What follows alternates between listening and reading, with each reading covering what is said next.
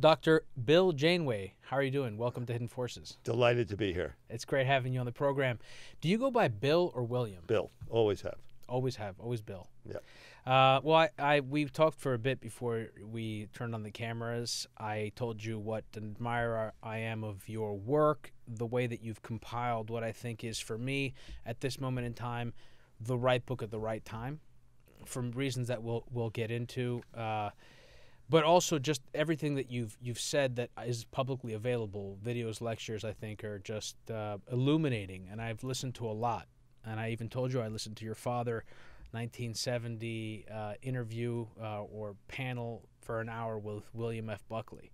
So fascinating career, fascinating life that you've had. And that's part of this book, and I think it's integral to it. But the way I sort of understood it as I took it in was there was this one part was biographical, to the extent that it supported the overall thesis. One dealt a lot with finance, the other with sort of venture and business. But there's this overall, and so there's all this historical stuff, but there's this overall framework, this theoretical framework that you call the three-player game. Right. So why don't you maybe start us off with, I guess, what prompted you to write this book? Was it the financial crisis? Had it been brewing a long time? And what's the history of all this? Okay, so the first half of the book is a kind of narrative of how I learned how this world works, the world of technological innovation at the frontier. And the first piece of that was the kind of discovery/recognition, something like 35 years ago in the early 1980s, as I was investing in computer software, enterprise software, infrastructure software.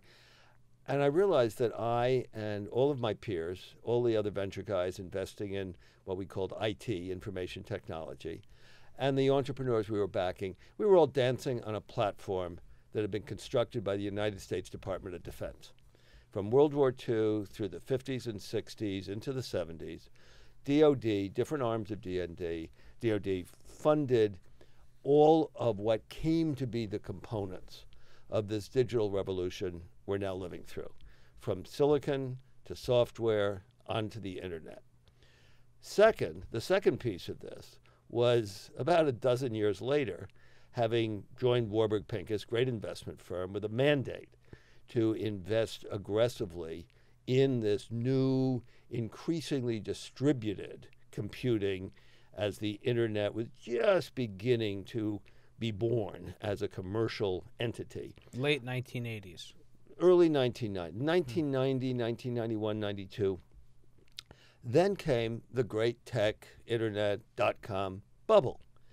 And I was a very active participant in the process through which a wave of financial speculation, a bubble, could radically amplify and accelerate both the development and the deployment of a new set of transformational technologies, and also fund the exploration of the new economic space being created.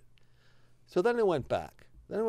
And started looking at the history of economic growth and development through technological innovation back to the end of the 18th century, back to when first England, then much of Europe and the United States escaped from what is often called the Malthusian trap, that population grows, production and productivity doesn't, you starve and you get trapped into basically a poverty cycle. Well, that was a real concern even in the early 1900s, that would happen, that we would run out of food. That's right.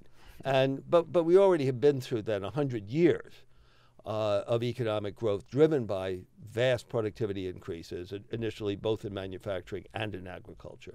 But the point here is that you could see this pattern again and again and again, from the railroads through electrification and on to the world of the automobile and highways, and then the computing internet revolution. And again, you could see this kind of unplanned collaboration between governments driven by some kind of mission, some kind of politically legitimate mission, initially national development, but then national security. And on the other hand, financial speculators always looking for some opportunity for super profit, for investing in assets that whose price could rise independently of any concern with current, routine, boring cash flow and profit. So this interplay, this is what I call the three-player game, this interplay between the mission-driven state, the financial capitalism, financial bubbles in the markets, and the market economy transformed by that mobilization of resources at far larger scales and far deeper deployment than you would expect to see in an economy operating according to the rules of mainstream economics, where investments are based on a nice calculation of cost-benefit analysis, where everything happens incrementally, and you don't have these transformational surges that leave behind a lot of waste, a lot of wreckage, but also step function increases in the production possibilities and the consumption possibilities of an economy. So that's where this came from. And that's why the first half of the book, as I say, was a kind of narrative, a kind of on-ramp to lead the reader along to appreciate the significance of the role of the state and the role of speculation in building and rebuilding the economy, the ordinary day-by-day working economy where we are employed, where we get paid, where we consume, where we invest. So there are a lot of interesting kernels there, that all of which I'd like to explore. One of which is this notion of, when you talked about the normal rules, there's also something having to do with efficiency and the efficient allocation of capital. And in bubbles, as you mentioned, what you're really highlighting there is the speculative mania that drives capital to flow into a particular market and to really allow for the products and technologies to reach a critical escape velocity. But even before that, Demetri, even before that, at the frontier, advanced progress is made by trial and error and error and error.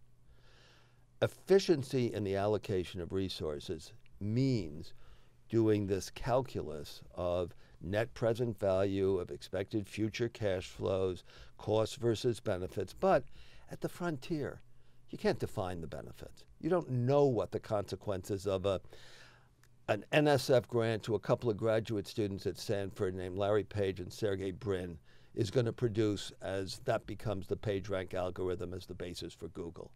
So you need sources of funding that are not concerned with immediately visible economic value, that can tolerate waste and loss.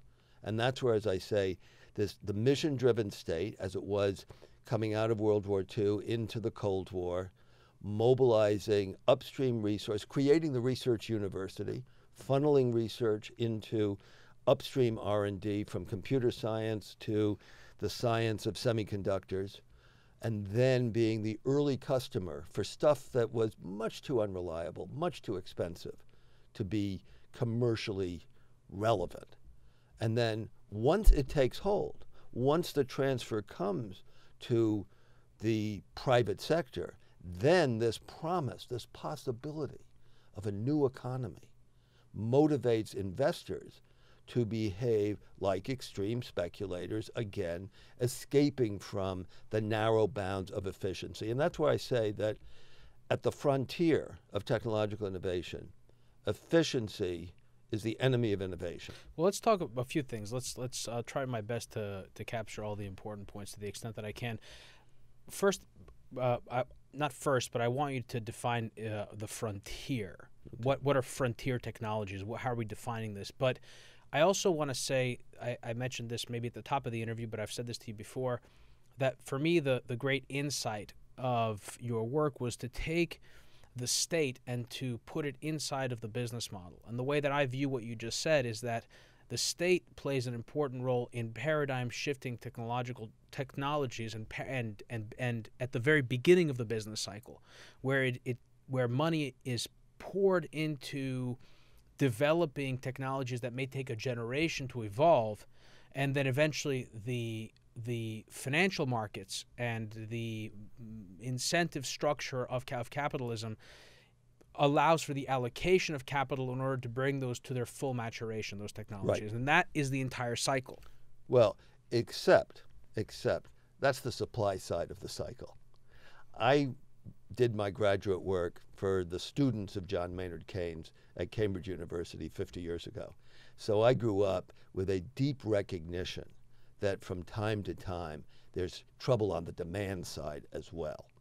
And the kind of post-2008 rediscovery, at least for a time, that Keynes's message that the state also has a role on the demand side when the private sector, often due to financial crisis, is not capable of generating the demand for all the resources available. You're talking about counter-cyclical policy. Exactly. Well, let me ask you about that, because that's always troubled me. And like I said, this is one of the benefits of having read your book.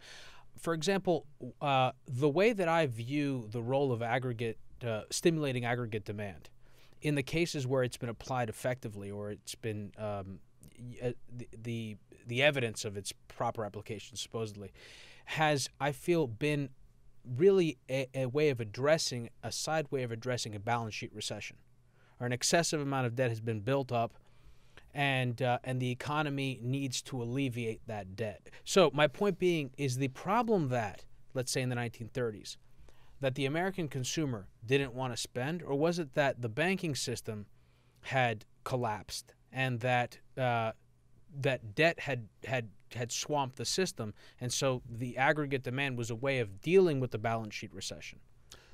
Demetri, with all respect, yes, please. Your Austrian roots are showing through. Let's back up for a minute. Sure. First of all, Keynes's message is actually not what became Keynesian economics. The notion of discretionary fiscal stimulus turned on and turned off when the economy was operating below full potential. Keynes's message was that we have to expect that there is no necessary link between what we save today and what gets invested today. They're not the same people. They're mediated by financial markets and by financial institutions like banks. So they can get out of sync with each other. And if the incentive to invest in the private sector, not are consumers too indebted, but if the incentive to invest not there, then resources will be wasted. There will be what I call Keynesian waste. Come back to the notion of waste in the other context. Now, what Keynes when actually— you say the incentives to invest, what do you mean exactly? I mean the prospective profit. The prospective profit. The return on investment, what Keynes called the marginal efficiency of capital, but what any businessman will tell you is the return I expect from investing in building or buying new resources. And what you're saying there, if the banking system if there's not a proper financial system that allows for the exploitation of those incentives. Well, first, the banking system does not automatically mediate and transfer the resources. It's subject to what's going on in the financial system. And the one thing we know is that financial markets are subject to extreme volatility.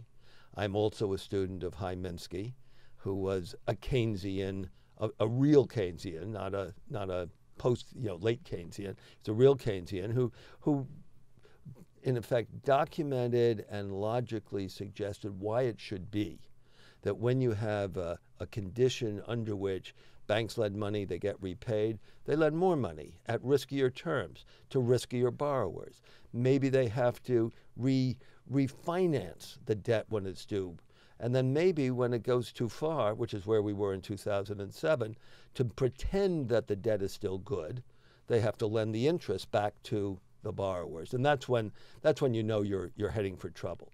Now, what Keynes actually suggested, and this is something that is fundamentally missing from the historical and an analytical history of our times, what Keynes suggested was that the investment function in the private sector was so fragile, was subject to so much uncertainty about what those returns out there were going to be that would motivate me as a businessman to invest today, that he actually put it this way in the general theory, that it may prove necessary, quote, to more or less socialize the investment function. That sounds Sounds terribly horrible. radical. Yeah, That except, sounds dangerous. except, let me give you some numbers. Sure. Because that's exactly what we did. It's exactly what we did from 1929 to 2007. 1929, the total public sector of the United States as a share of the national economy, 7%. 5% at state and local government, largest single component, school teacher salaries. State governments were required by their constitutions to balance their budgets. So after between 29 and 33, as the economy went into extreme contraction, their tax revenues fell, they had to cut their spending. Federal government, 2% of the national economy. Guess what? In those 4 years, 2% went to 4%. It doubled. Do you know why?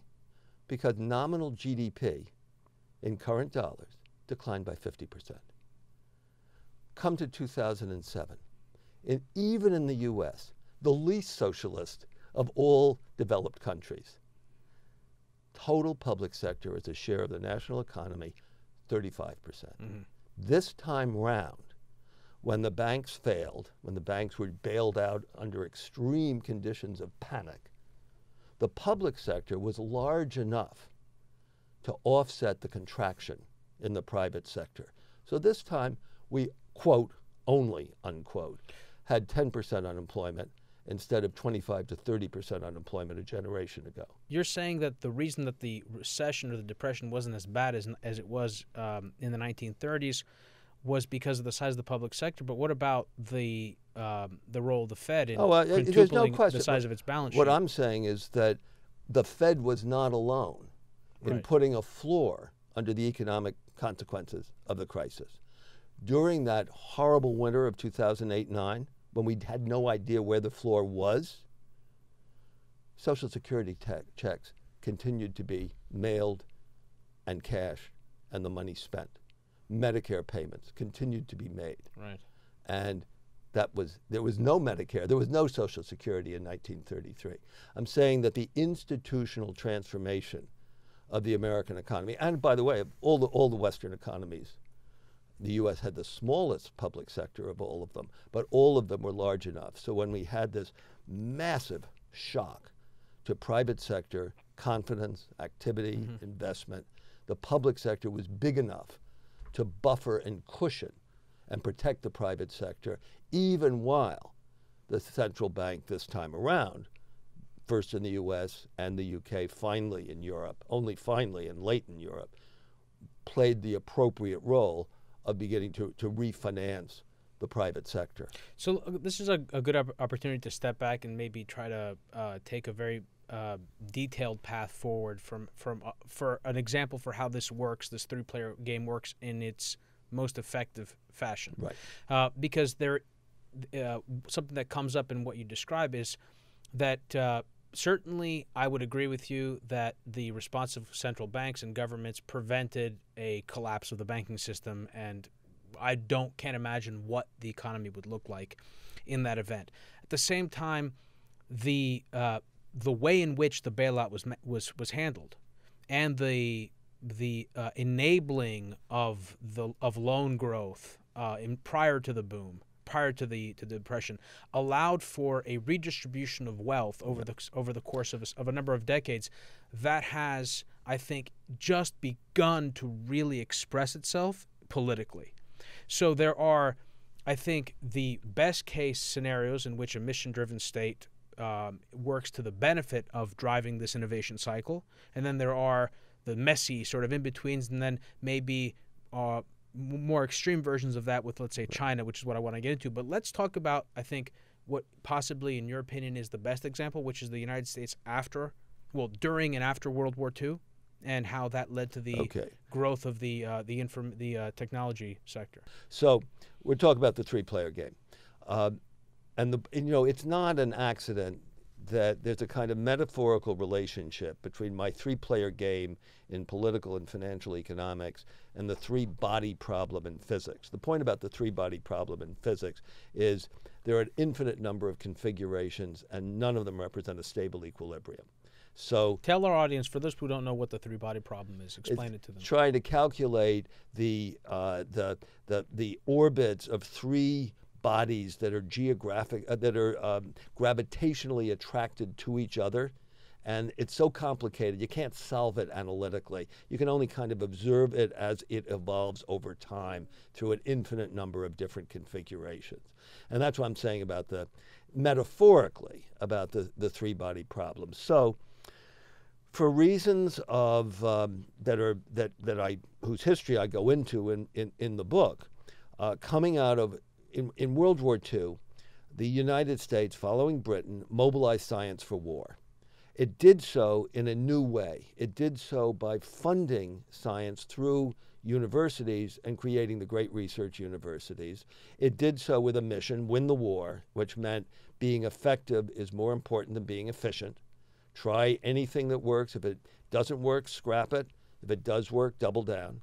And coming out of the war, particularly when Korea hit in 1950, and it was clear that we were going to be into an extended, challenging struggle with the Soviet Union, that mission of national security became extended and open-ended and led to investments in the creation of computer science as a discipline, the radical acceleration of the development of semiconductor materials, microelectronics, and then the multiple dozens of different experiments in actually trying to produce digital computers, and then on to sponsoring the invention of software as a discipline and then ultimately as an industry.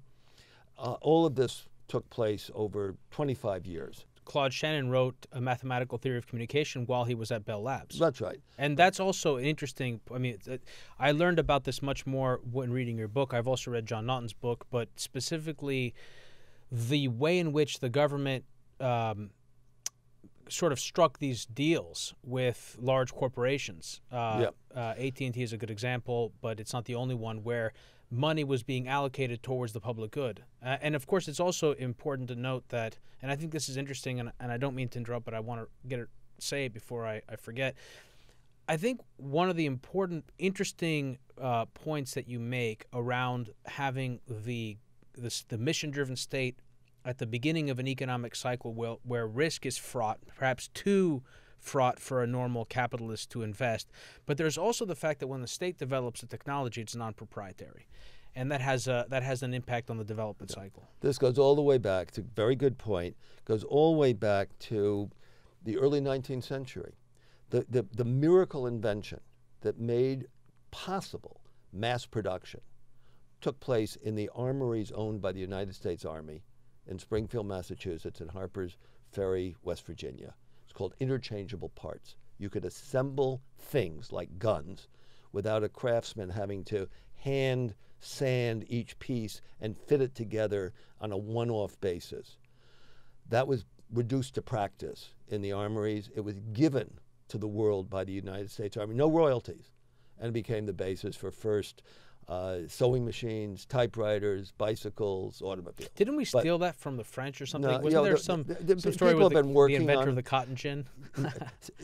People have been working on trying to produce things with interchangeable parts. Eli Whitney was an early user. Right. But look, we're going so far off piste, as the skiers say. But I just want to assert here, we can come back to it when we talk about China. Every nation that is trying to get to the frontier by following those who are in the lead begins by appropriating whatever intellectual property they can get their hands on. Sure. Appropriating. Yeah. That's a good word.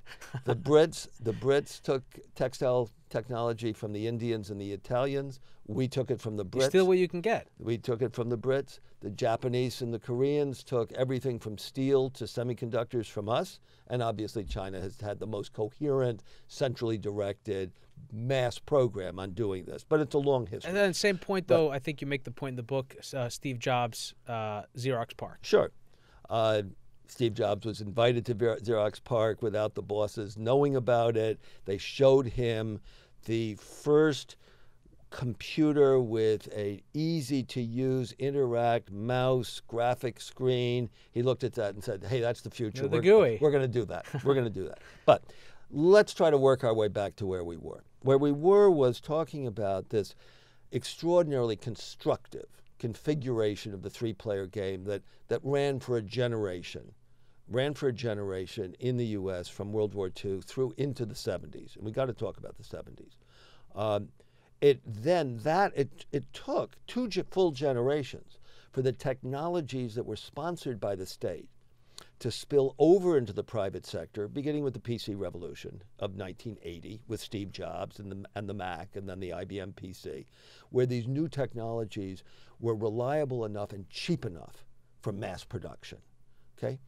And then it took from 1980 till 1995, 15 years, with the introduction of the internet, with the first Mosaic browser. That's where Mark Andreessen got his name in the books for the first time.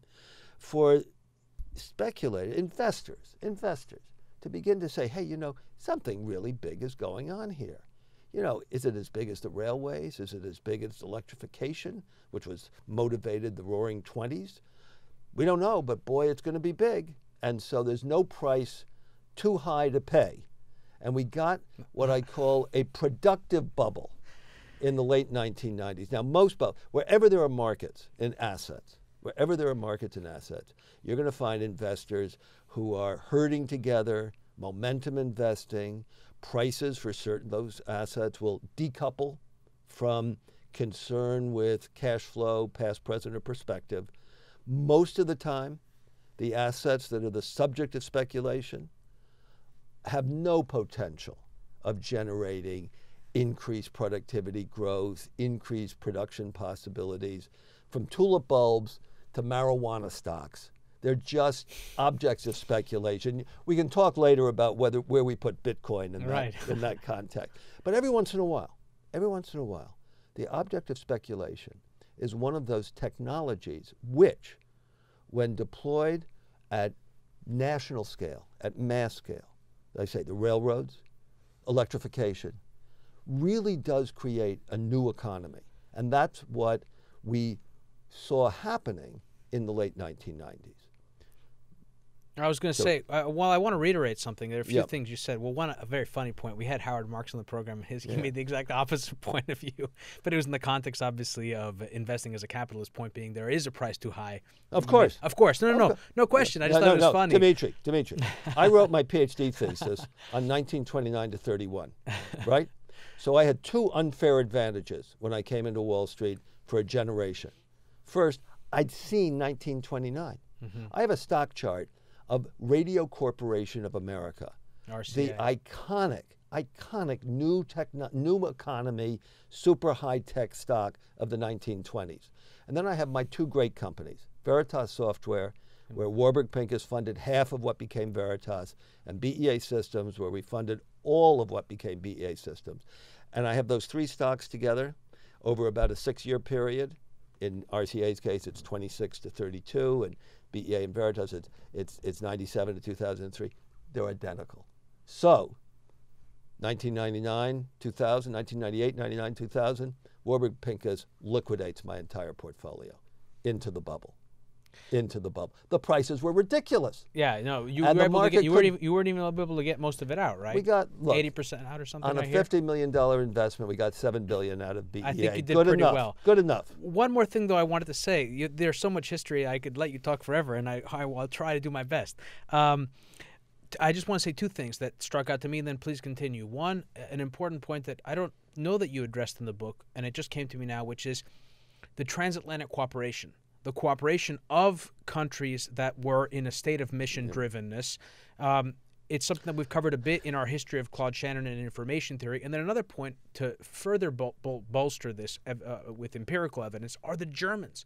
The Germans, of course, it was used towards a malevolent end. But one of the running jokes is that in the space program was that our German scientists beat their German scientists. Right. So that's another, I think. Well, you can go back here. I'd like to kind of talk about this when we talk about, is China going to succeed in succeeding as the next leader of the innovation economy, because there's a lot of history to be learned around 1900, 1914, when it appeared that Germany was going to be the successor to Britain as the leader of the technological leader of the world. And philosophical, intellectual. Well, they created the research university. They invented the first science-based industry, chemicals. The U.S. was slopping around. Germany had already what became the Max Planck Institutes. They were originally called the Kaiser Wilhelm Institutes, state investment in science at the best science in the world. Right up until the 1960s. Did you know that if you wanted a doctorate in any subject in the United States, you had to learn German. Yeah, you had to learn German. That was a holdover from back through up until the 30s when you absolutely had to read German. But let's come back to where we are now, because the somewhere between 1980 and let's say 2005, through with the enormous inflation, accelerating impact of the great tech bubble, the digital revolution reached takeoff velocity. It matured to the point where it no longer needed state subsidy, no longer needed state support, no longer needed the state as the lead customer. It took off on its own. At the same time, back in the 70s, something else was going on. And I have this whole new discussion in my book. It's really kind of where the book concludes. Ideas really matter. As this game evolves, it's not just a game about redistributing power, although that's so important, but it's also about what's legitimate. How do we define the way the world works? And between 1970 and 1980, some ideas that had been marginal in the 50s became mainstream. And those ideas came out of Vienna, Austria originally. They propagated through the University of Chicago principally, but not exclusively. They came to transform the content of economics and finance as academic disciplines, and to redefine the space in which public policy was discussed, debated, decided. And those ideas can be summarized in terms of their political message very simply. Left to themselves, markets will deliver an efficient, fair, and stable outcome, and the only economic role for the government is to screw them up. Reagan famously in 1981 in his first inaugural said, government isn't the solution to the problem, government is the problem. And then it went ahead and doubled the national debt.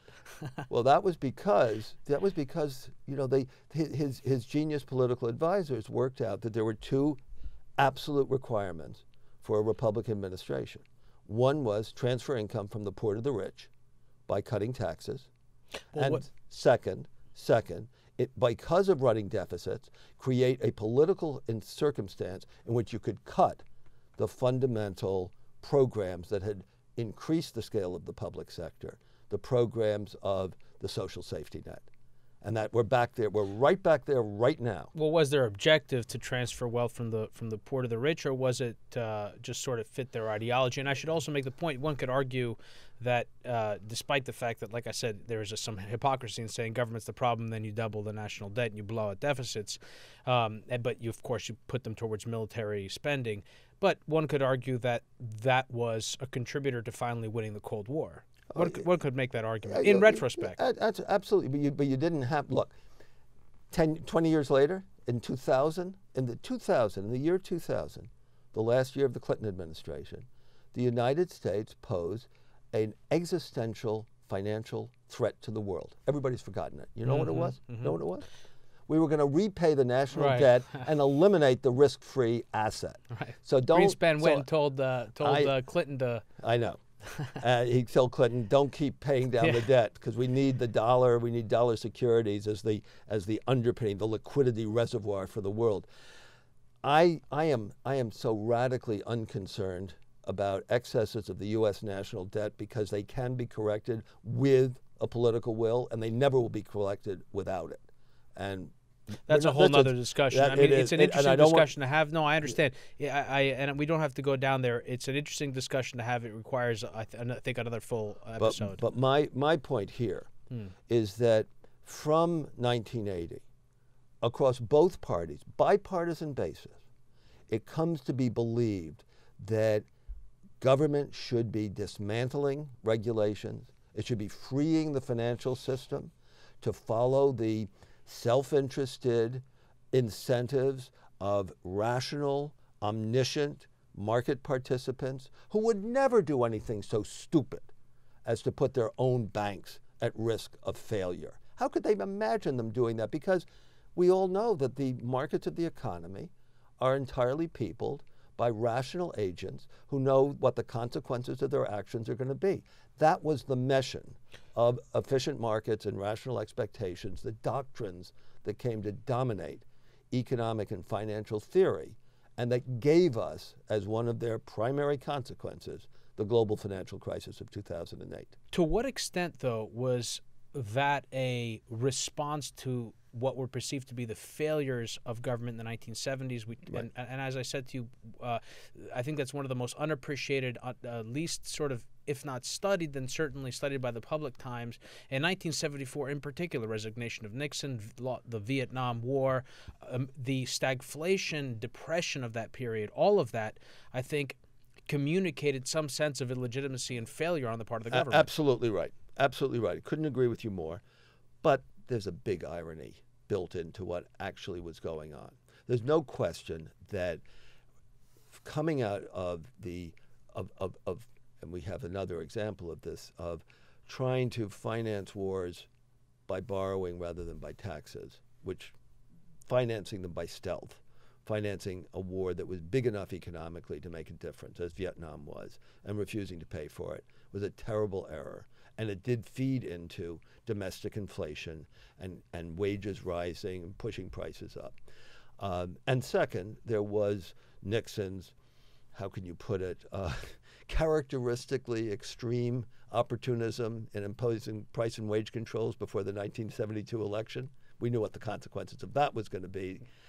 And at the same time in Britain, the Labour government was trying to make an incomes policy, voluntary restraint, work across the labor market. It failed as well. But there was something else going on. It was actually, arguably, one of the most effective assertions of government power in the history of the last 250 years. It was called the first oil crisis.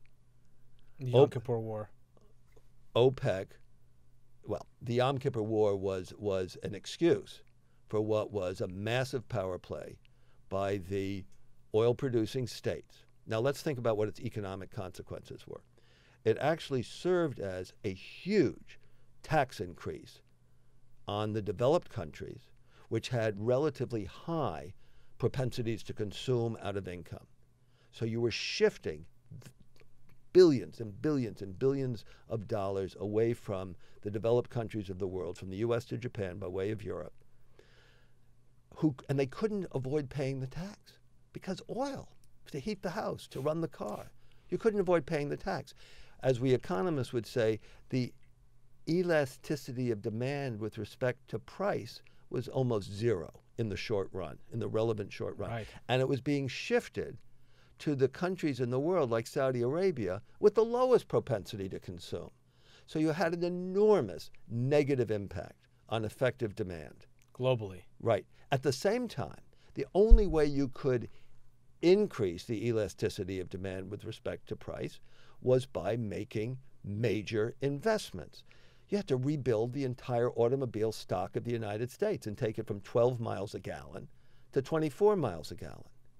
That wasn't going to happen overnight, and it was going to take massive investment. Well, that's when a lot of that initial investment was being made by GM, right? Well, it was only in consequence, and it was only particularly when the government said, appropriately, it was a Republican government, we're going to have mileage requirements for automobiles because we must reduce the energy content of GDP. We must reduce our dependence on oil wherever it comes from, but particularly when it's coming from an authority that can arbitrarily raise price whenever it wants to. So the stagflation, so let me say, I just said Effective demand declines sharply, while taxes raise the cost of everything. What does that mean? Higher inflation, lower employment. Mm-hmm. That was stagflation.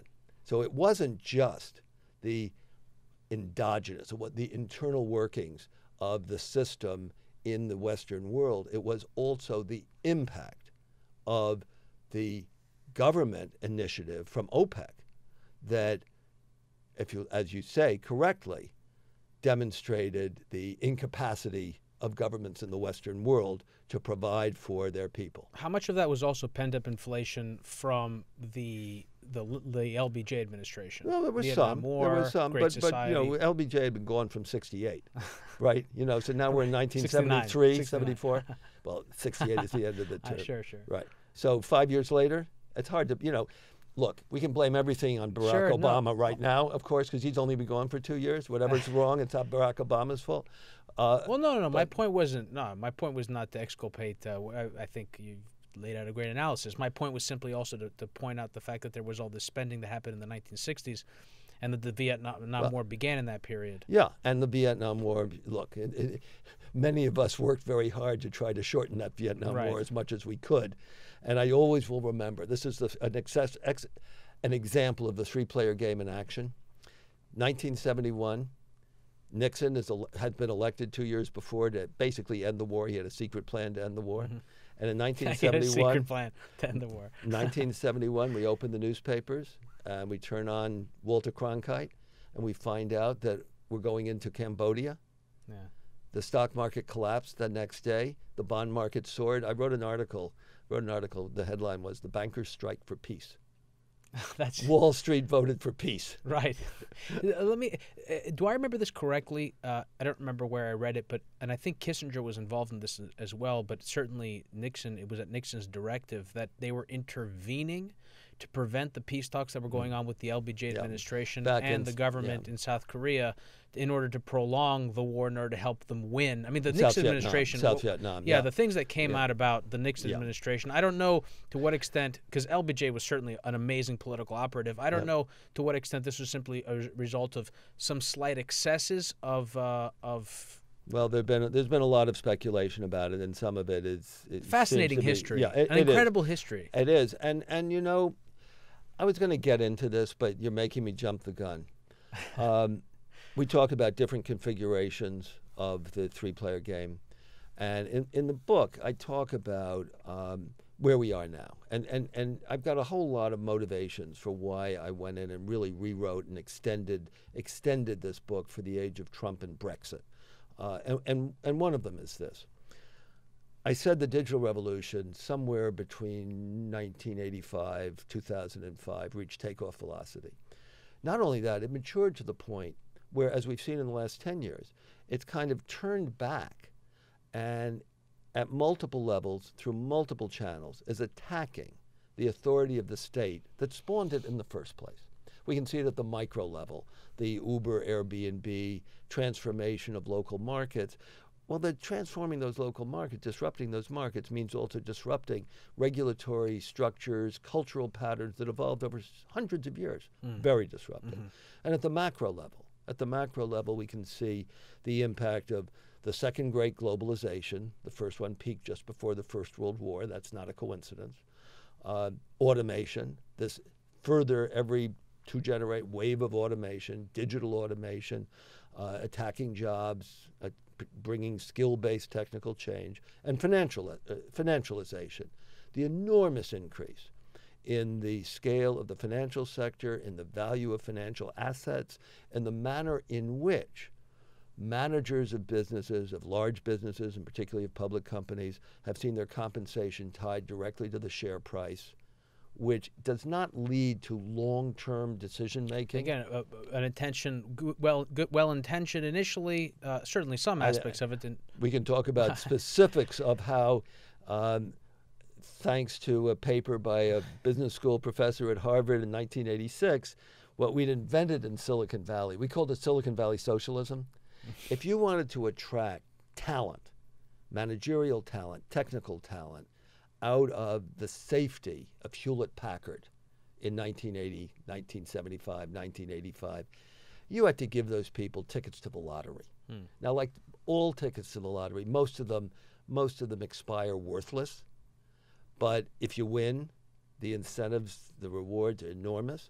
Well, to take that from the world of massively risky technical startups to the world of companies with billions of dollars of revenue, assets, cash flow, money in the bank, let alone take it to the banks where their liabilities are guaranteed by the taxpayers, I think that was an error. Massive abuse. Massive abuse. Massive abuse. And we're paying for that. Massive so abuse. These ideas that, as I put it, rendered the government illegitimate as an economic actor that came out of the 1970s and spilled over in the 80s were rendered, and this is where we are today, where you've got a government, not just in the United States, that has proved incapable of buffering its constituents from the digital revolution that it was responsible for launching. No wonder we have anger, rage, outrage, et cetera. And there are lots of other aspects of this, but that's kind of a central story that I think is really important to address, particularly when we come to what has to be one of the great frustrations available. Okay, we have this, the U.S., we talk about U.S. exceptionalism. The U.S. is exceptional for the structure, the depth and breadth of the denial of climate change. Now, forget about... we're going to get a lot of shit mail as a result of... That's fine. I'm just... it's fine. a remarkable thing, and it's I'm going to let you finish. It is... what's sad for me is that that any of this is political, that it's viewed through a political lens, but it speaks to the illegitimacy of... It speaks to the loss of trust in the state, the loss of trust in media and institutions. And that's reality. There is a massive loss of trust. And by the way, and with good reason. That's right. With good reason. Look, from Vietnam to the Second Iraq War, by way of the war on drugs, the language of war, which once upon, for Nixon declared war on cancer. That became the vehicle. That language said, not just in computers, but in genetics, we're not going to judge the NIH on a short-term basis of which grant worked and which grant failed. This is a grand national mission, like going to the moon. We're willing to accept massive amounts of waste. The necessary waste that comes from trial and error, exploration and experimentation at the frontier. In between Vietnam and the war the Iraq War, we had the war on drugs, right? The great, totally forgotten United States senator named Ralph Flanders, Republican from Vermont. 1968, he says to Lyndon Johnson, Mr. President, declare victory and get out. Well, that's what we're finally doing in the war on drugs, it seems, from the right wing and the left wing. And another, 10 episodes we could devote to that. It's something that we haven't talked about on the show. The level of malinvestment, of waste, of discombobulation in the economy that has resulted in, just the prison population alone. Exactly. Remarkable, and something that we will have to reckon with at some point. Right. And we are reckoning with, but really not. So the frustration today is stand back from the science. When you think about it, if you wanted to create jobs and profits in this economy, what would do a better job of that than rebuilding the infrastructure of this country to reduce the generation, the production, and the consumption of carbon? If we wanted to greenify the physical infrastructure of this country, to rebuild the electricity grid so it can run off intermittent sources of power, we need the science of new styles of energy storage technologies, new kinds of batteries, all that. It's a grand program. And guess what? Unlike the previous one, you don't have to kill anybody to do it. To create conditions of high growth, high profit, high employment economy for a generation. That's what's so frustrating about the failure to take climate change seriously. So let's stick on that a little bit, but let's go deeper, because we touched on it, which is the loss of legitimacy and trust. Also, the phenomenon of identity politics in the United States versus common identity politics, which is that there's been a breakdown in a sense of common identity, and not that has ever been perfect, but that we're going in the other direction. I think all of these forces make it difficult for people to even begin to look at this as a problem that they can trust the experts, right? So how can we even begin to assess whether it's something that we want to devote national resources towards? To ask people to forego spending, to be taxed more for some national mission requires that they believe in the state that's putting that forward. I think we are in a very dark place. That's why the conclusion of this new version of my book is called The Dark Side of the Three-Player Game. Well, you are a venture capitalist, so you will, and there is some optimism in that. But well, there is. If we can do that now, or we can talk about China. I have to say, I hope that. I mean, this is a fantastic conversation. Well, I've interrupted you a little bit too much lately, and I do that sometimes when I get excited. So I want to ask, in so far what we've discussed, what have we left off that you think we should at least touch on before we get into China, which I think is another way to look at the expression of the three-player game. Right. I think what we haven't discussed is the return of post-2008 speculative interest focused not on the next green tech revolution, not in this country at any rate, but focused instead on extending the scope and scale of the digital revolution. In other words, focused on the FANGs in the public markets, Facebook, Apple, Netflix, Google, and focused on this extraordinary phenomenon, the unicorn bubble in the private sector. Now, there are two contextual conditions for these, which we should take seriously. One is technical. Thanks to the internet, thanks to the digital revolution, the ability in a very short period of time to build a startup into a company generating billions and billions of dollars of revenue, hundreds of billions of dollars of revenue with billions of customers worldwide, and to monetize that is absolutely phenomenal. It is phenomenal. It is the evidence, the existence proof of the new economy. That's one. The second, for 9 years from the failure of Lehman Brothers 10 years ago, for the first 9 years that followed, effectively the risk-free real rate of interest was zero. Now, low interest rates, declining interest rates mean that the future comes to be valued more highly. That's the power of discounting, and it's exponential. It's not linear. It's why when interest rates rise, bond prices decline. Because bond prices represent claims on future payments of interest in the future, repayment of the principal in the future. When interest rates decline, the value of those future payments goes up. When interest rates rise, the value of those future payments go down. Stock prices for high growth companies go up when interest rates are low. They go down when interest rates rise. When you have companies that are burning cash that make no profits but are growing their revenues and out in the future, you can see that they may become the next Google. You pay a lot for them today. You pay very high prices. And in fact, the unicorn bubble, the first vulnerability it has is precisely to what the Fed is doing now, normalizing interest rates. As interest rates rise, those future hopes and expectations will decline in the price that people will pay for them today. What's distinctive and unique about the unicorn bubble is that not venture capitalists, but institutional investors whose mandate is to invest in the public markets have actually been paying super high prices to buy securities that they can't sell in private companies. So the second fundamental point that you'll learn in any finance course in any business school in the world is that liquidity is valuable. The right to change your mind and sell the asset, the security that you bought, has real value.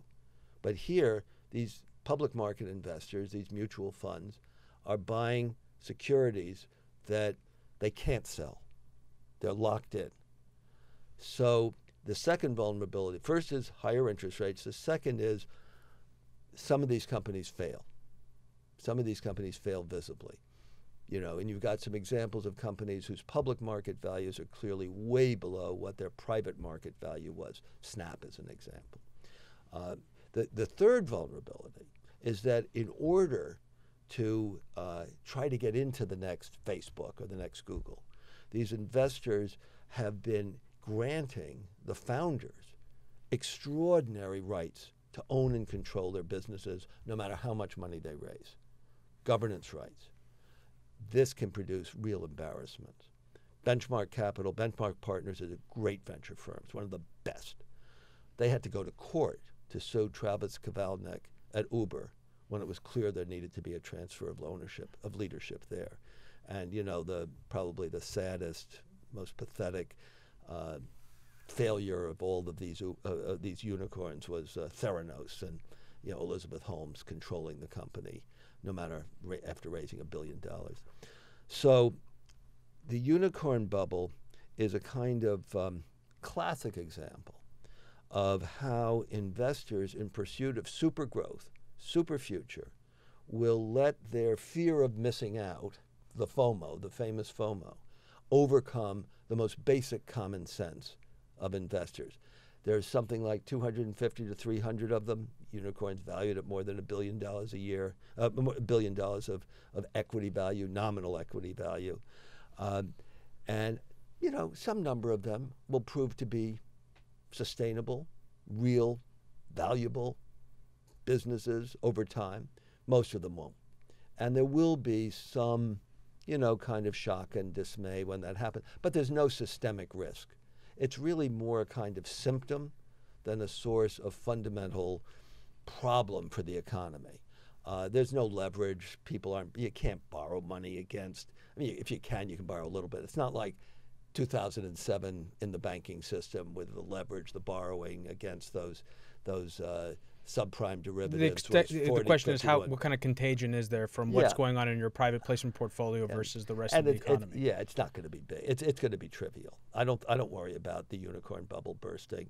I kind of think that that's kind of a sideshow. It's also difficult though to know entirely, right? Because we don't. How much do we know about the amount of capital versus, in any case. We know because these investors, remember, are public market companies and they have to report their portfolios. So we know something about that. We don't know what the we know that most of them are losing lots and lots and lots of money. And some of them tell you how much they're losing. Uber tells you. They borrow money. Uber, remember, has $3.5 billion worth of debt. So it has to issue reports to its creditors about that debt. So we know how much money Uber's losing. So what about cryptocurrencies? I think that was going to be your second point. Yeah, well, crypto, this is a very interesting one. So first of all, as my friend is a great, brilliant political scientist, political economist at Brown University called Mark Blythe, and he's the only guy in academia I know who once upon a time was a stand-up comic. Mark likes to say, if you have to ask if it's money, it's not money. The whole point about money is that it's good and goes wherever you have without questions being asked. But I think probably 3 or 4 points. The first thing is indeed to recognize that the cryptocurrencies, the Bitcoin phenomenon, represent another specific example of the digital revolution attacking the authority of the state. In this case, the authority of the state as in effect, the provider of money to the economy and to the financial system. The second, of course, which is now pretty commonplace to say, is that you should break apart discussion of the infrastructure, the blockchain, the distributed ledger technology, from the different kinds of applications that run on it. Now, the first thing about the infrastructure, the blockchain, the distributed ledger technology, is that by design, by construction, it's really slow. It's really inefficient. If you have to trail along behind you every transaction that's ever happened to maintain the record, well, of course it's going to be slow. And that's why the most efficient cryptos, they run around 7 7 transactions per second. Yeah. Well, I mean, it has to be slow not only to defend the network, but also in order to, it's a leader-based system. They have to choose what the ledger is that they're going to build on. That's why otherwise it would fork to death. Well, it's also because when you don't have a source of trust, therefore you have to demonstrate trust in this painfully arduous way. So that's why it looks like, I mean, this is hypothetical, but it's beginning to seem that, in a way, with a huge irony, that the places where, the use cases where this kind of technology will be put to work is most likely to be, at least as experiments, between very large, very visible, regulated institutions that know each other really well. You know, we usually call them banks. Sometimes there's things like depository trust. And they're trying out the technology to see if it will make, because they do know each other and they trust each other. Those are in permissioned use cases. Exactly. Right, so then they can be more efficient right. in the use of what's really just distributed database technology. You don't have to go through all the rigmarole of the proof test. So there's also a sort of different thing that's hit me, and I've written about this a bit. I haven't seen much of it in the literature yet, but one of the features of this kind of technology, particularly I think represented by Ethereum, is the notion that you can't repudiate a transaction. So if the transaction is a contract that you and I enter into, that means that contract's going to execute no matter what the hell else happens in the world. Well, a couple of years ago, a really brilliant economist got the Nobel, the guy's named Oliver Hart, for conclusively proving, mathematically, logically, that in this world in which we live, Keynes was right. You can never have a complete contract that can, in advance, provide for all of the contingencies that might ever occur during the life of the contract. Now, in the real world, we know that. And so you renegotiate contracts when it's clear that nobody's going to win. And if you enforce the contract against someone because the world has changed in your favor in an unexpected way, then never expect to do business with that person again, or maybe with a lot of other people. But if the contract is going to execute no matter what the parties to the contract decide that they want to change the deal, is that a feature or a bug? You know, it sounds to me like a bug. Well, you're not the only one that thinks that. I think you saw my notes. There's a platform. I'm not know if you're familiar with that. Looked really interesting. I didn't know about that. Lehman Baird. I mean, disclosure, the audience knows this, but I'm a seed investor in it. And it started really as a company called Swirls. And Lehman is, I think you'd actually hit it off with him. He had the fastest ever PhD in computer science, 2 years, 9 months. Lieutenant Colonel from the Air Force, taught at the Air Force, may still do that. Well, I think he's too preoccupied now. But it was really born out of a consensus algorithm that he developed. That he patented in 2012, I believe it was. But the entire platform is built off of that consensus protocol, which is basically, I shorthand describe it as a compression algorithm for a voting protocol. But that's what Hedera is built on. But that's an interesting point because I had talked to Lehman about that, and in fact, he agrees entirely with your that's concerns. Great. That's great to hear because that's a real-world validation of a concern that I kind of had at a purely theoretical level. Yeah, it's something that it's not talked about at all in the industry whatsoever. In fact, it's as you say, it's seen as that code is law is seen as a feature, and whereas you call it a bug. But I think the larger interesting, the reason why I brought it up, not because I know we could go into the details of permissionless databases, but I was bringing it up because I think in some ways the cryptocurrency movement is the incarnation of the dog eating its own tail or snake eating its own tail sort of idea, which is that the challenging of the legitimacy of the state. That's what cryptocurrencies are, right? Right, exactly right. And that was one of the micro motivations for really taking seriously the need to go back and really look at this stuff. And there's another aspect of this as well that I've been chewing on, and that is that the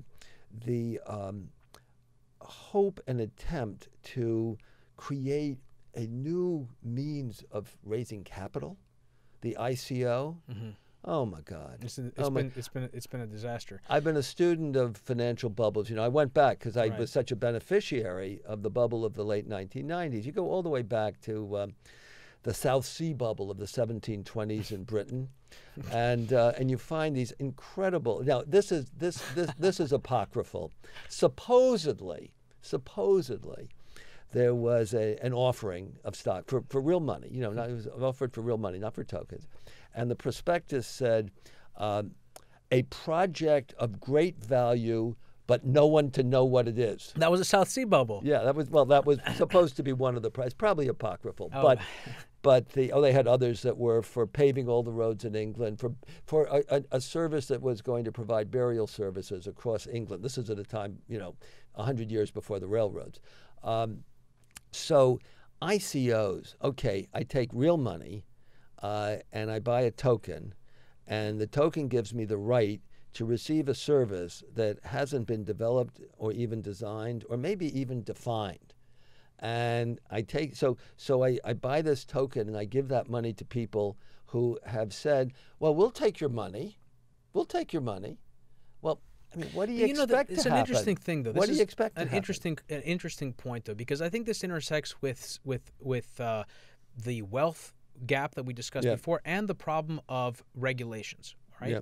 So, as you know, regulations in the United States forbid a certain class, the vast majority of people, from investing in early stage, right? And this huge change in the distribution of wealth has made it so that a lot of the opportunities increasingly that people want to invest in are coming at a stage where they're not allowed to actually get in. I feel like what the ICOs have done, and of course this has been a huge place of abuse because people have, as you say, FOMO. But I think there's an intersection of all these different aspects that create this, which I think makes it such an interesting phenomenon to behold. Well, I used to know a guy who was a kind of professional director of the sort of company whose headquarters was in the Cayman Islands. And he used to say about the private retail investors in these companies, he used to say, if God had not made them sheep, they would not have been born to be shorn. I've heard you say that before. I didn't get that, but I don't want to ask you because I'm afraid of going down the path of not being able to understand it. It's very easy to understand. Sheep follow mindlessly where they're led, and they follow it, and the wool on their backs is clipped off and made into sweaters. And so the investors who follow mindlessly into ICOs or into speculative investments that their money is their wool and it's shorn. It's also it happened in the late 90s in the equity markets. It happened in the 1920s. Every time there's a mania. And that's why we had the securities laws. And you want to repeal the securities laws? I don't. I think that the need to provide transparent financial reporting where those who issue the reports are personally criminally liable for those reports, I think that's a good thing. Sure, but why should people without a certain amount of net worth not be able to get into early stage companies? You can buy a mutual fund company for $1. You buy into a mutual fund for $1. Right, but why, for example, would someone who doesn't have, let's say, $5 million in net worth or some particular income revenue stream not be allowed to invest in companies at an early stage? Put it the other way. Why should entrepreneurs be allowed to sell scams without reporting it to uninformed investors who can't afford to lose I'm not saying the money? They should. My point simply is that there are two ways imperfections. Absolutely, but two ways to look at it. Well, there are different aspects of the regulation. But we can go. No. Let's. You can't walk away from this. Okay. You can't walk away from this. First of all, we just went through an exercise with enormous sponsorship from the NVCA, National Venture Capital Association, called the Jobs Act. It's a cute name, jumpstart our business startups.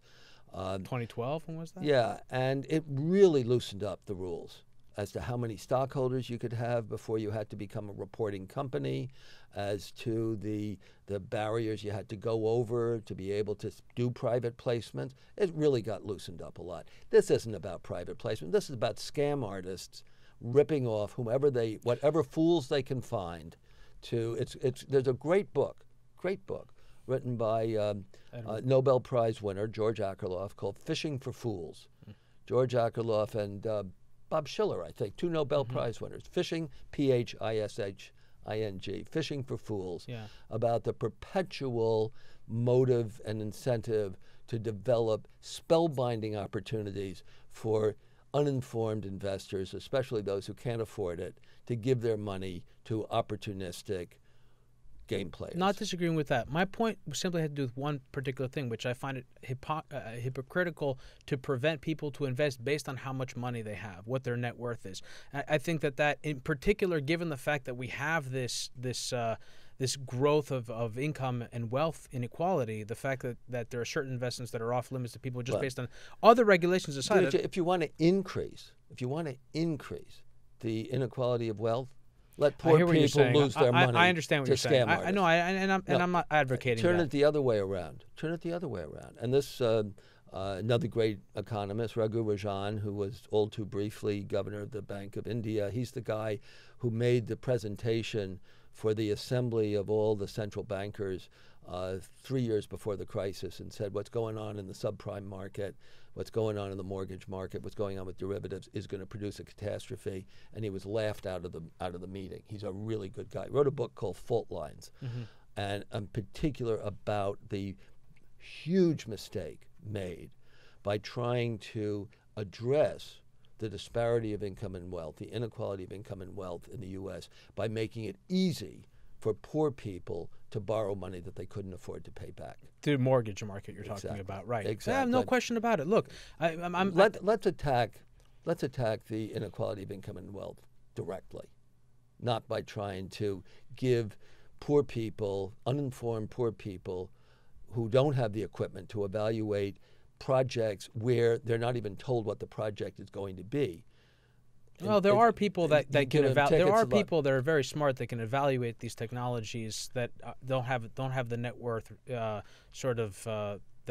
would put them, in any case. But I'm not. I don't want to try to argue that point. Because we've been talking now for a while, and I don't want to miss out the opportunity to talk about China. Yeah. And the dark side of the three-player game. Well, we kind of touched on that already, but let's discuss China. What is your insight? What is your sort of opinion about that country, and in related to what you talked about in the book? Okay. We can do it within a framing of the three-player game. So first of all, you have an unquestionably legitimate state which has missions which it is aggressively pursuing in order to mobilize technology for economic development and growth. That's obvious. Second, it's done a remarkable job of managing a transfer of resources from the big, unproductive, state-owned enterprises to the new, growing private enterprises, of which Alibaba, Baidu, Tencent, they call them the bats. We have the fangs, they have the bats. They're the exemplars, but there are many, many more of them. There's been an enormous shift over the last 25 years within the Chinese economy, whereby now 50% of employment is in the private sector, not the public sector, in 25 years, when it was 100% just so long ago. Third, they certainly have opened up a dynamic, speculative financial sector. In 2017, there were, including Hong Kong, there were something like 4 times as many IPOs in China as there were in the United States. They've had speculative bubbles, but they burst, but they didn't destroy the economy. And there's been some back and forth between government regulation and financial speculation and the IPO market. So that's whole one aspect of it. Now, part of that mission-driven state, as we were saying before, has indeed been the most aggressive, broad-based, centrally directed appropriation of other people's intellectual property and history. But as they get to the frontier, they're starting to be innovators themselves. Clearly, in the world of machine learning, which is once again, in my view, mislabeled as artificial intelligence, but the new approach to extracting meaningful, actionable information from data, the Chinese are right pretty close to the frontier, if not there, and they have more data, and more data is more important than better algorithms, because the more data you have, the better your algorithms are. And they have more data, you're saying, because of the lack of consumer protections that the United States has? First of all, they just have more people. More people. Yeah, and 3 times as many people is an important factor. But second, Is that important, though, in Sure terms it of is. what the reason I ask, and I'm curious, because the data set isn't a data set of 300 million people sufficiently large to be replicated on a scale of 1 billion? I don't. Well, you see, you keep breaking it down in order to make those algorithms really relevant. You break it down. It's not Right. one, You can segment. That's right. interesting. Okay. That's right. And I don't know if any of us know where diminishing returns come in. It's a lot of data. It's a lot of data, and they do. It is a surveillance state. Sure. Though they probably have in Britain as many cameras watching you as you walk down the street CCTV per capita as they have in China. It's everywhere in Britain. Everywhere. But in any case, there's a debate. I'm kind of a source of reading lists, and I've been trying to be really good about not just throwing book titles out at you and your audience. These books, they're all in my book. All they need to do is buy your footnotes. book and go through the lots of footnotes and bibliography. But there is an important book written by 2 academics, Daron Acemoglu and James Robinson, called Why Nations Fail. And it has a fundamental thesis, which is that you have to begin with, to succeed at the frontier involves the ability to tolerate trial and error and error and error, creative destruction. The winners of the last generation lose, and they get out of the way, whether they like it or not, for the new generation.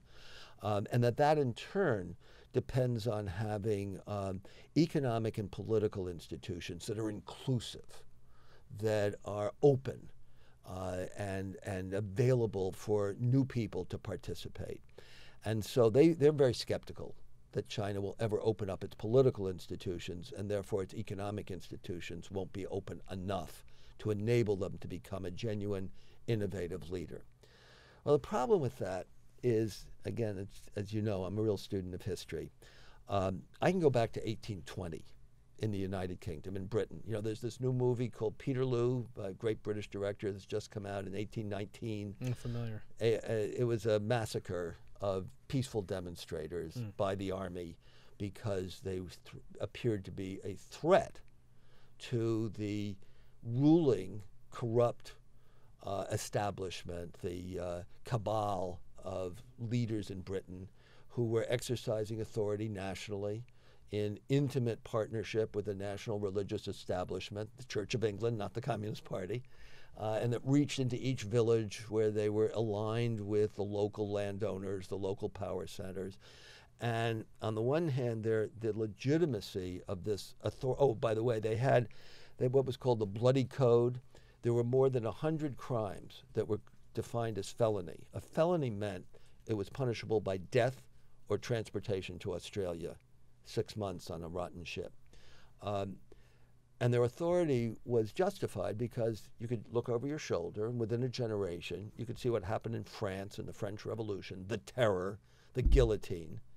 As in China, you can look over your shoulder and see the Cultural Revolution and the effective terror. But they're trying to hold the lid in Britain in 1820 on the greatest explosion of economic energy and creation of financial wealth in the history of humankind.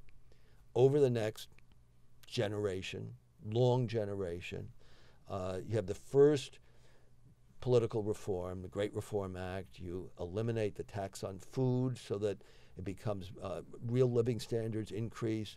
The corruption, it was incredibly corrupt. Corruption is largely eliminated through big reform of the civil service in the 1850s. And then in 1868, there's a big, much more democratic movement towards political democracy. And so you could say, well, which comes first? Leadership of the innovation economy or political and economic openness, political openness? So the point of it, as I say about this 3-player game, the outcome is indeterminate. We don't know. We can't know how China's going to evolve over the next 5, 10, 15, 20 years. What's the trend? Well, the trend is very conflicted. on the one hand, and Xi gives with one hand, takes away with the other. You read his speeches.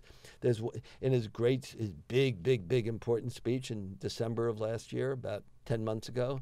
On the one hand, he said the Chinese people demand and have earned the right to have the rule of law and democracy. And then on the other hand, he says it's the duty of every Chinese person to follow and enforce the policies of the party. So I don't know if he knows. And he certainly can't control how things are going to evolve. What we can see, I think, are two things. One, there's an enormous amount of momentum in China of investing internally in innovation at the upstream science levels all the way down through deployment. They're certainly absolutely determined to have their own semiconductor industry to complete the process of replicating America's history of industrial development over the last 100 years. And they have a lot of people, and they have a lot of really smart, well-trained people. In genetics, they've got the largest gene sequencing facilities in the world. They have scientists who are now doing original work, not just copying others. Much of that also, again, having to do with regulatory differences between the United States and China. There's somewhat in the genetics. Under the Bush administration, I think didn't we put regulations on even embryonic research? So Yeah. there are differences. There are some, but in the U.S. we worked a lot of ways. The guys worked a way how to be able to do original research. So you don't think that's a big part of the difference? You think? I think there are some aspects of it that clearly nudge and push in a more direct way than in the U.S. It is around this next technological revolution that I think that China clearly has the edge. The amount of since 2010, they've been the world's leaders investing in green technologies, upstream and deployment. They have a real, and this is on an absolute basis. Is that on an absolute basis? Yes. The incentives of the three-player game are operating here. It's clear that about 3 years ago they realized that the unspeakable pollution being generated, not directly in response to climate change, but in response to the pollution in Beijing and Shanghai was such, it was actually beginning to undermine the legitimacy of the regime. Mm-hmm. So the regime, the central powers, have an enormous incentive to respond to this by reducing burning coal, shifting from coal to non-polluting, non-carbon generating resources. Will they succeed in doing it? They have a lot of incentives, and they certainly have been moving resources into it at the same time as we've abdicated. So what about something that we've one of the great things about having you on the show is that we get to talk about the other side, I think, of a number of issues that we've covered, but we've covered, let's say, in terms of China, what we've covered with China with Elizabeth Economy from the CFR, we've dealt with the political dynamics in China, but two particular episodes we've dealt with the banking system and what I think both guests expressed as a massive amount of misallocation of capital. The malinvestment in China could threaten to derail their growth, right? Yeah. I mean, how do we think about that, which is on the one hand, the state, the mission-driven state, and again, we didn't really express, and I wonder what you would say the mission of the Chinese state is. As I understand it, post-Tiananmen, it is really where we will elevate the living standards of the Chinese people. To what extent do the positive forces of a mission-driven state interact negatively with the efficiency problem, but then also, of course, something that you've talked about, which is that this isn't some monolithic thing. That it is subject to regulatory capture. The capitalist aspect of the private aspect of the economy comes into the public aspect. Well, and it's a very big country, and there's a well-known cliche of when you're out in somewhere like Xi'an, Beijing very far away, and one of their big problems has been the local incentives in the local governments to rip off the public, to rip off the peasants, to align with property developers, to force the sale of land at knockdown prices. I mean, this is nothing that didn't happen in the United States in the 19th century, even in the 1920s, or maybe even more recently. But it's corruption. It's corruption that undermines the legitimacy of the state.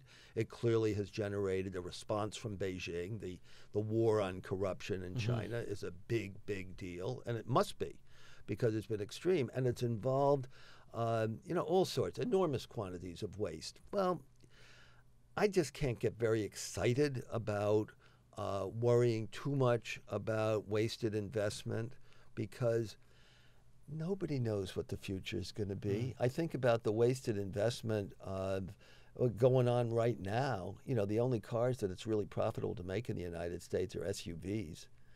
Talk about stranded assets if we ever do get serious about climate change.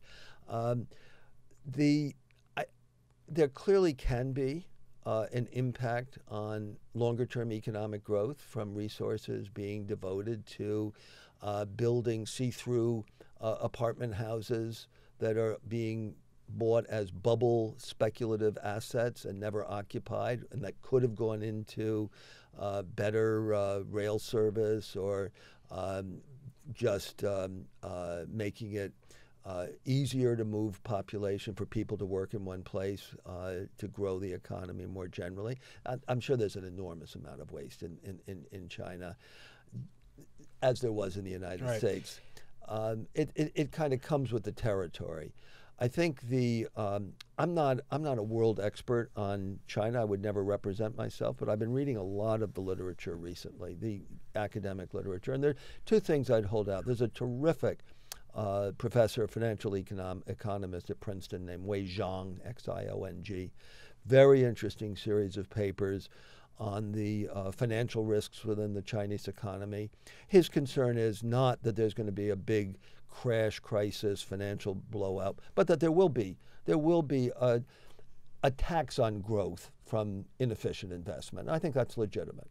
There's another very recent paper, and I frankly can't remember the author. If you want, I can send it to you. I would love that. I'll share it with the audience. It's a positive read on the effect at the local city level of the attack on corruption, where it shows that a much more efficient allocation of resources, where local officials have been punished for corruption, and where money allocated at the city level, at the provincial level, to support new companies, new private companies, is much better after there's been a corruption attack. It's just about a month old or so, but I'll be happy to send it to you. I think your point about waste is valuable. I mentioned at the start, I think a number of times, the point about the business cycle and putting the state where the state fit in this innovation economy. I think this idea of waste, I think, is valuable, because so often but I think generally we hail efficiency, understandably so.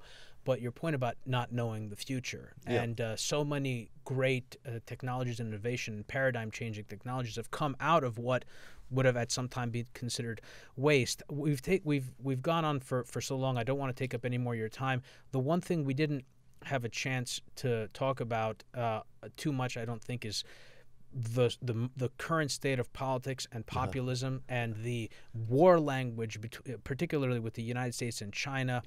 These are all concerning trends. Yes. I want to give you the last word here, and maybe you can take as much time as you like to discuss whether you want to pick up on that thread or whether you just want to talk about anything else that we didn't have a chance to get to in this conversation. Well, first of all, those are very legitimate concerns, and they're real. And I have a fellow Marshall scholar. It's a great scholarship program.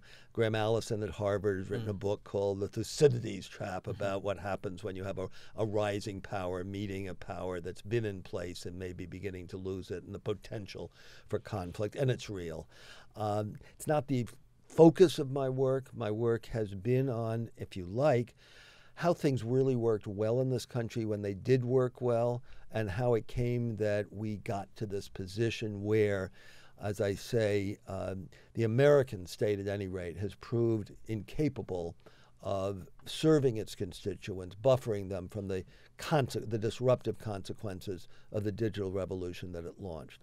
And as you made a reference some time ago to the fact that hey, I survived as a venture capitalist for 35 years. I must be an optimist. So let me close with my my source of optimism, because you're right, I am a temperamental optimist, and I do think that there is one genuinely legitimate and extremely important source of optimism. I already said that I think the academy, that the world of ideas played an enormous role in getting us where we are now by making it illegitimate for the state to be a positive economic actor, that its only role was to screw up markets.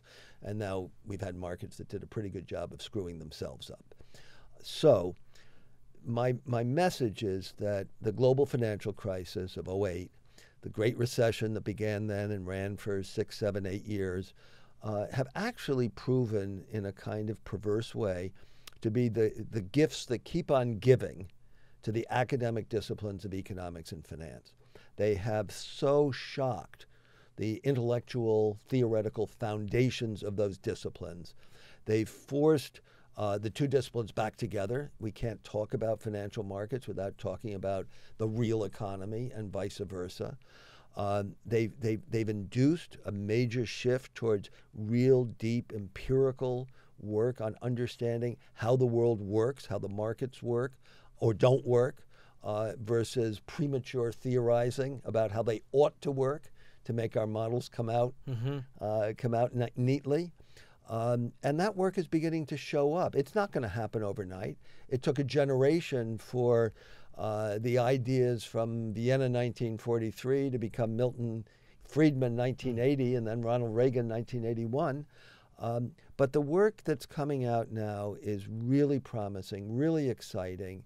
It's complicated. It's harder to construct models that can be tested with data when you recognize and accept the reality of people with different resources, different attitudes towards risk, different endowments of wealth and extreme wealth, and try to model that kind of complex behavior. It's much harder to do that.